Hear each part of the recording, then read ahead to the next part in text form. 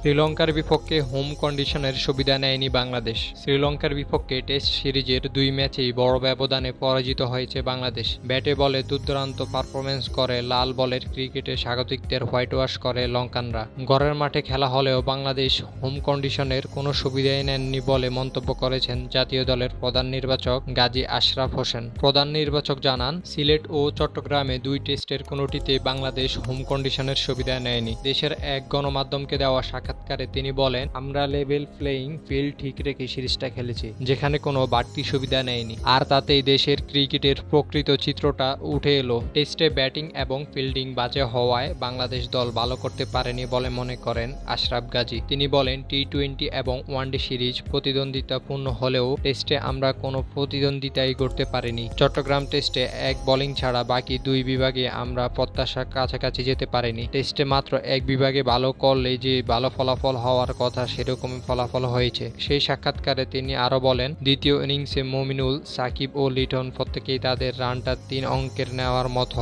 অবস্থা তৈরি করে ফেলেছিল। নিজেদের সামর্থ্যের জানান দিতে অন্তত দুটো ইনিংস তো ৩ অঙ্কে যেতেই পারত। এটা না হওয়াও আমার আক্ষেপ আছে। Rafiqul Islam, 12 score TV.